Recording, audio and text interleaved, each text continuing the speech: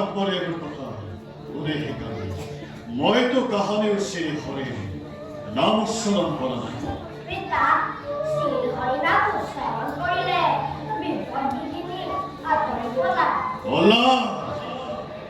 তোমাক এইবোৰ কথা কোনে শিকালে হৰি মোৰ ঘোৰ শত্ৰু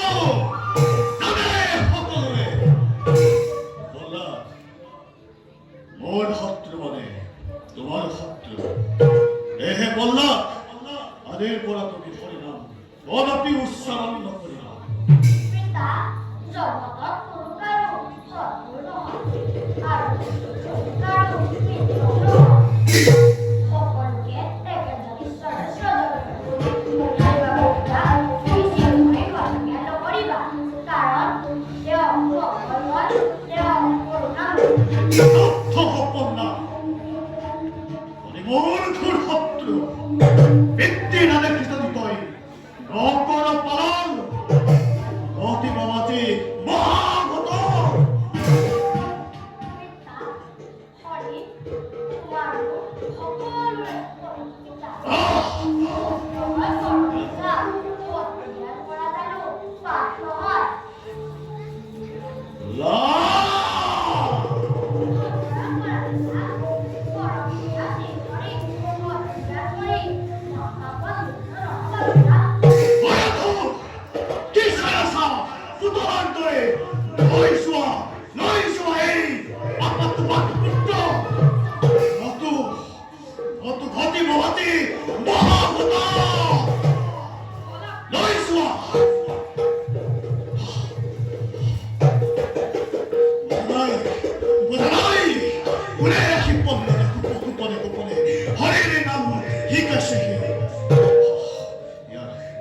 নমস্কাৰ কৰিব অন্ধ অবদ্ধ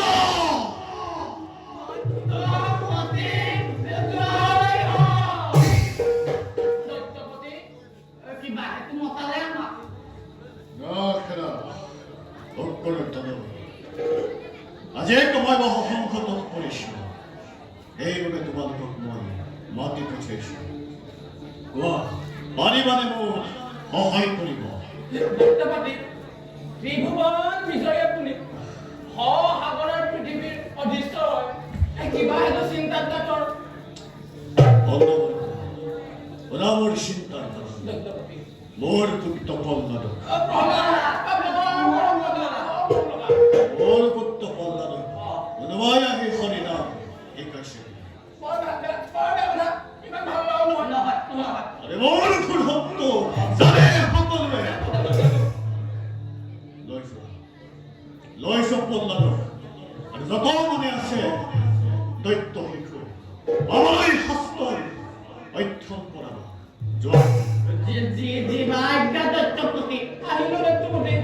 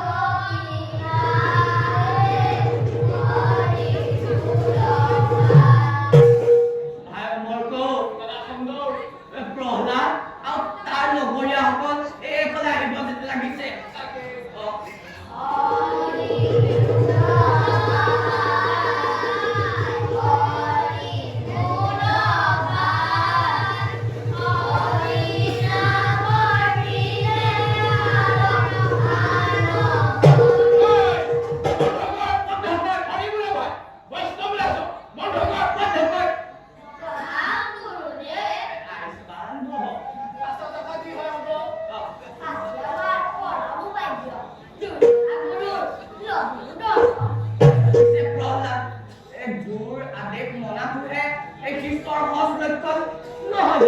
নিশ্চয় মহামানী গুৰুজনে হৰি ভক্তিৰ পথত আগবাঢ়িবলৈ দিব। আমি কিয় নাজানিম? আচ্ছা প্ৰভা, তোমাৰ পিতাৰ আদেশ যদি তুমি হৰিনাম উচ্চাৰণ কৰা তোমাক আৰু আমাক নচা হ'ব দিব।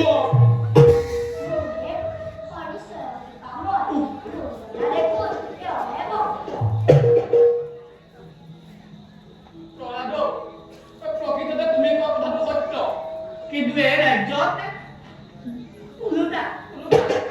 পানীত শিল কমে কোবৰ বেলি পচিবলে ওলাই যায় কেতিয়াবা আকৌ দক্ষিণলৈ ওলাই মন গ'লে হ'ল আৰু কি কথা গছৰ ওপৰত উঠে ছাগলী উঠে চব উঠে তুমি নকবা তেনে কথা বহিবলৈ দিম ধুনীয়াকৈ খেলাই কৰি বহা বাবা তুমি মাজত বহা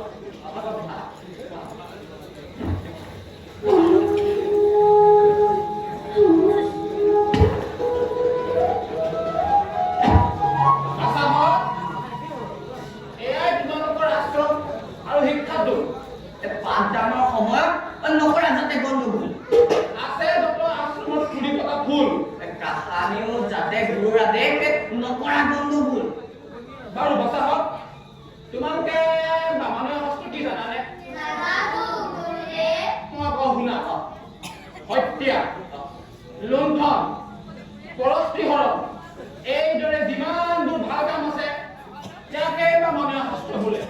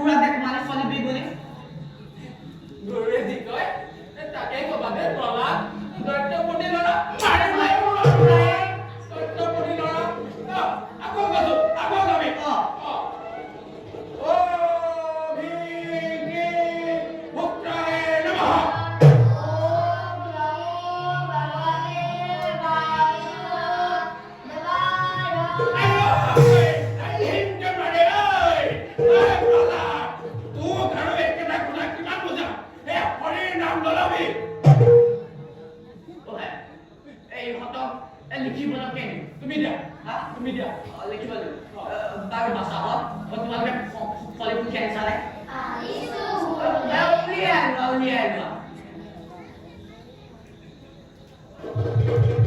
বাৰু বাচা হ'ল। তোমালোকে জীৱনী আখৰ লিখিব জানানে? নাজানে। জীৱনী আখৰ এইটো আখৰ পেট পেলাই নে বুজিলা ন? লিখা বাচা হ'ল। দৈত্যপতি হিৰণ্য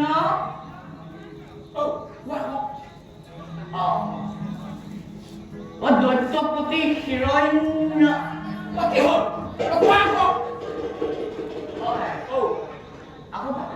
এবাৰ কি পাহৰিলা এই দৈত্যপতি হিৰণ্য ডোখৰ মনত আছে কিন্তু পাছৰ ডোখৰ নাই।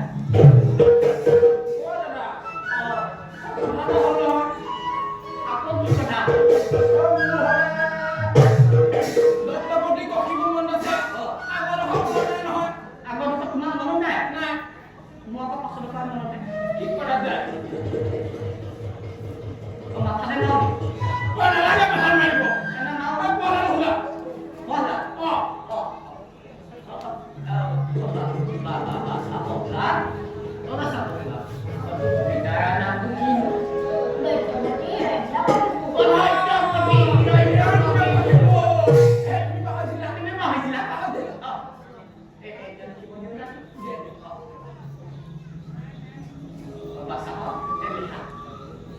চবে কাণ থিয় কৰি শুনিবা আৰু নোম পেলাই পেলাই লিখিবা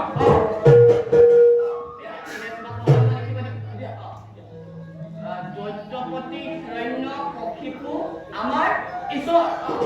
এই বাক্যশাৰী তিনি শাৰীকে লিখা এই চাৰি শাৰীকে লিখিলে হাত ভাঙিব নেকি?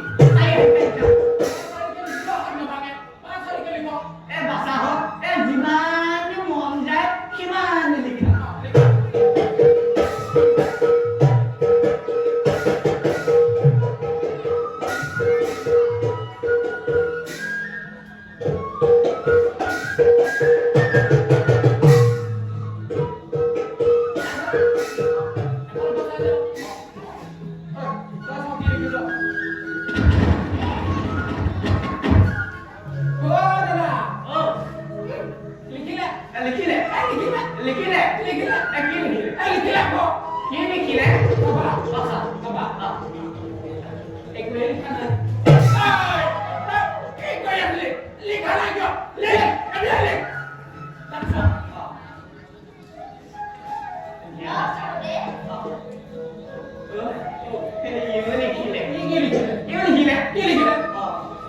দৈত্য পেটু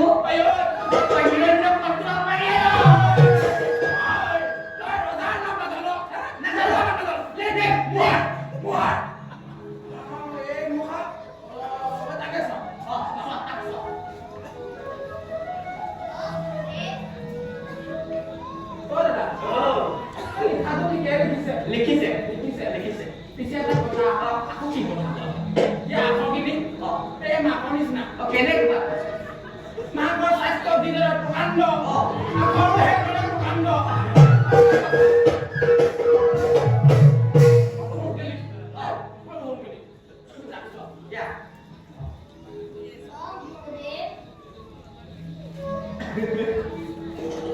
কি আংগাতিক লিখিছে দৈত্যপতি হৰিণাসুৰ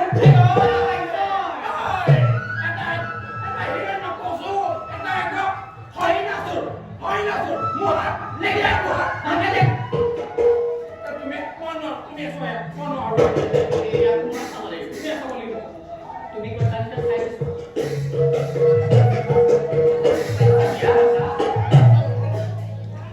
লিখিছে ঠিকে লিখিছে শুনিবা হা দৈত্যপতি ঠিকে আছে হিৰণ্য কশিপু এইটোও ঠিকে আছে আমাৰ সেইটো আৰু ঠিকে আছে এছৰ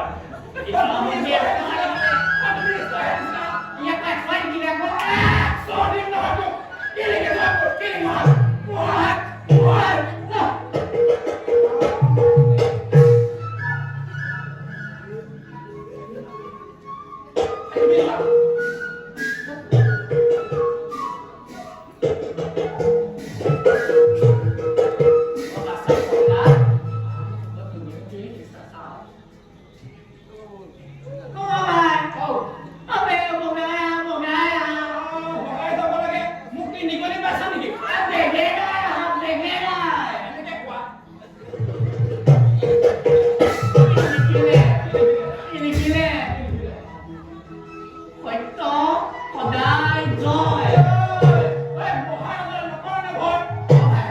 আৰু লিখিলে সত্যই ভগৱান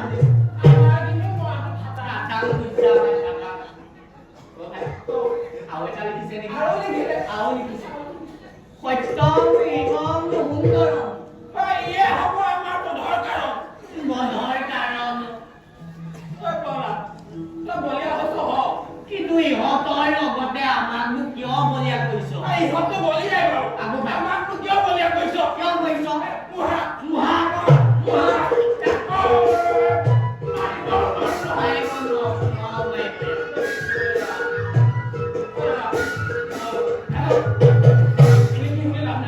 একো লাভ নাই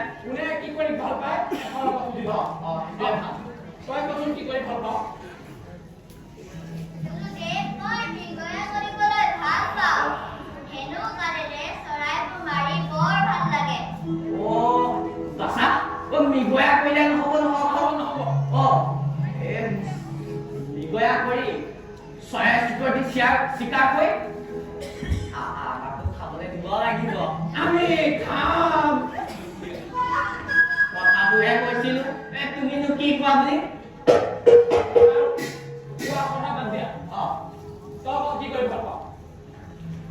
গুৰুদেৱ, মই হাতীৰ পিঠিত বৰ ভাল পাওঁ।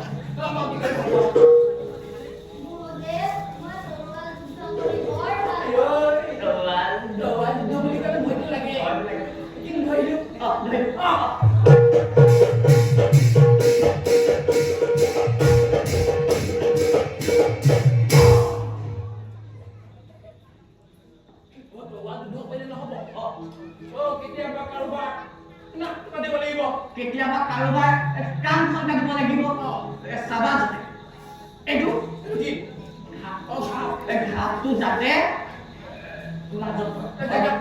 জেগাত পৰে আৰু এটা কথা মাজে সময় আমি কেতিয়াবা ওলাই যাওঁ আমাকে ঘাপটো দিবি দেই চিনি পাবি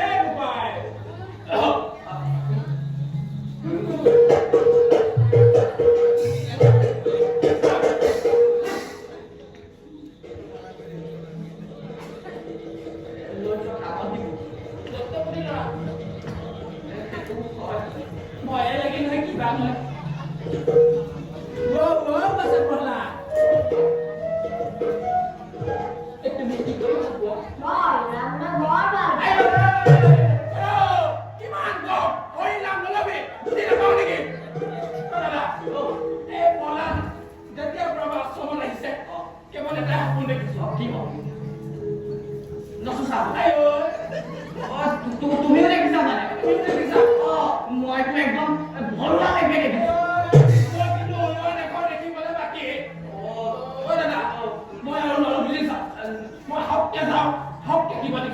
অলপ খাইছিলাহে তুমি কিয় নাই খোৱা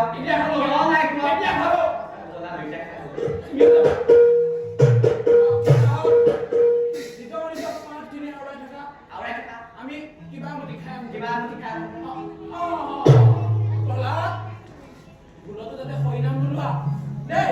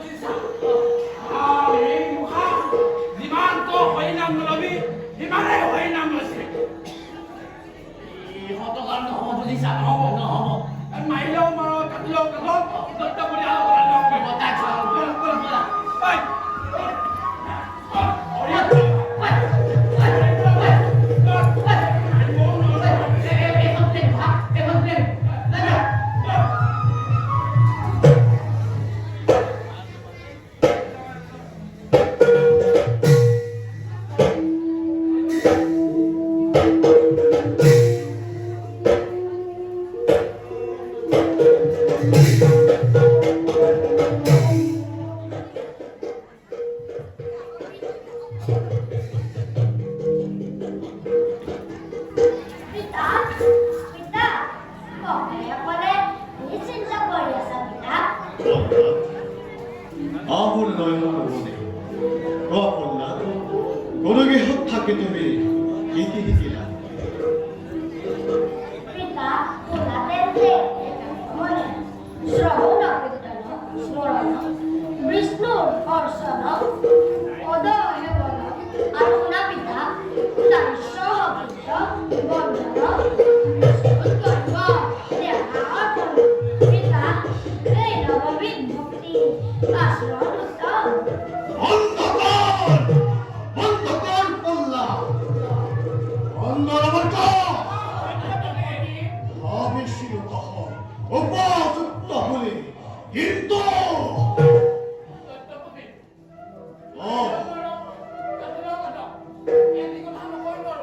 এই আছে ব্যক্ত কর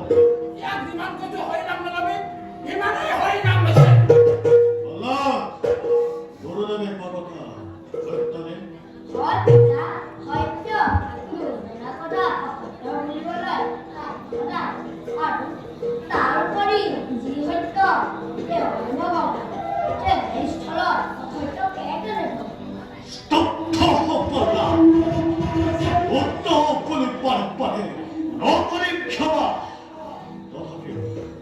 তথাপিও তই মোৰ স্নেহৰ পুত্ৰ বলে নকৰিবি নলবি বাছা নলবি তই হৰি না হন্দ মাৰ্ক ভাবিছিলো তহঁত